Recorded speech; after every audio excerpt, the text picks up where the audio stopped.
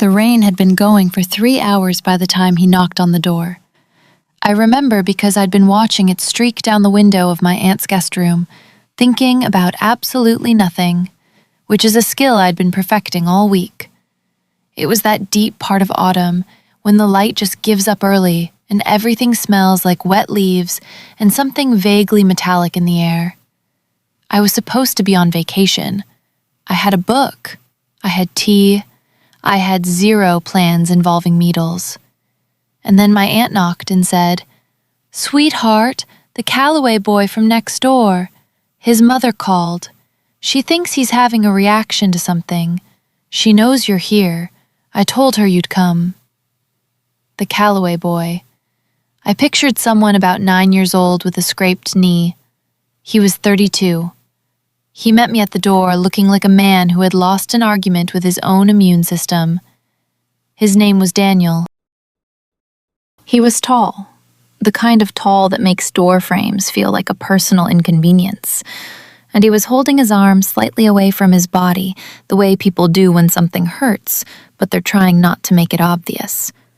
His mother was behind him, a small woman with silver hair and the expression of someone who had been worried for approximately 45 minutes and was done pretending otherwise. "I'm fine," he said, which is what people always say right before they're demonstrably not fine. I stepped inside. The house smelled like cinnamon and old wood and something faintly medicinal, eucalyptus maybe, from a diffuser on the side table. His mother had already laid out what she knew. He'd been given an injection at a walk-in clinic earlier that afternoon, a vitamin B12 shot, intramuscular, routine.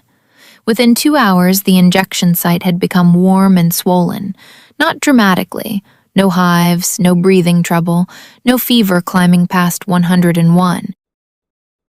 But the area around it was red and firm, about the size of a silver dollar, and he'd been rubbing it unconsciously the whole time I'd been standing there. I asked him to sit down.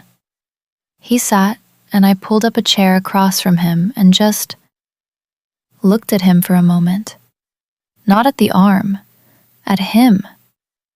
Because that's the first thing you do, even when you're not in a clinical setting, even when you're technically on vacation in your aunt's neighbor's living room. You read the person before you read the symptom. His color was good, his breathing was easy, his eyes were clear and a little embarrassed, which told me more than the arm did. "Can I see it?" I asked. He pushed up his sleeve. The injection site was on the outer part of his upper arm, the deltoid, and I could see immediately what had happened. The mark was lower than it should have been, and slightly too far toward the front. Whoever had given that shot had caught more subcutaneous tissue than muscle, which means the medication had pooled in the wrong layer. It wasn't dangerous. It was just wrong. The body doesn't love being surprised like that. It responds the way any of us would, with warmth, with resistance, with a little indignant swelling. I put my fingers on the area, gently.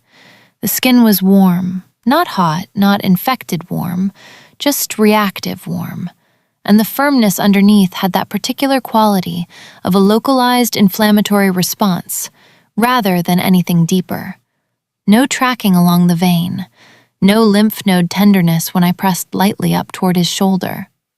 His mother watched me from the doorway like I was diffusing something. "It's okay," I told him. "This isn't a reaction to the medication. The injection just landed in the wrong spot." He exhaled. His mother exhaled. The room exhaled. I explained it to them the way I always try to explain things. Not talking down, not rushing, just laying it out like we're all adults who deserve to understand what's happening in their own bodies. The deltoid is a beautiful site for intramuscular injections when you use it correctly. You find the muscle by locating the acromion, that bony point at the top of the shoulder, and you go about 3 finger widths below it, right into the thickest part of the muscle belly. That's your target. The needle goes in at a 90-degree angle, straight in, with confidence. Hesitation is actually what causes more pain. A slow, uncertain insertion gives the tissue time to tense and resist. A clean, deliberate motion goes through smoothly. The angle matters, the depth matters, and the location matters more than most people realize. Too low, too far forward, too far back, each of those is a different problem. Too low risks the radial nerve. Too far back risks the axillary nerve. This one had gone too low and too anterior, and the muscle hadn't been properly engaged, so the solution had dispersed into the subcutaneous fat instead. Hence the lump, hence the warmth. Hence Daniel's arm held slightly away from his body, like it had personally offended him. He asked me if it would go away. "In a few days," I said. "Warm compress twice a day. Not hot, just warm. It helps the tissue absorb what's sitting there. And if you take ibuprofen with food, that'll help with the inflammation. Not because it's serious, just because there's no reason to be uncomfortable when you don't have to be." His mother immediately went to find ibuprofen. She returned with a glass of water and the expression of a woman who had found her purpose. While she was gone, Daniel looked at me with the slightly sheepish expression of someone who has just allowed a stranger to touch their arm in their living room and isn't entirely sure how to recalibrate. "I thought I was having an allergic reaction," he said. "I looked it up online, which was a mistake." "It always is," I said. "It told me I might be dying." "The internet tells everyone they might be dying. That's its whole personality."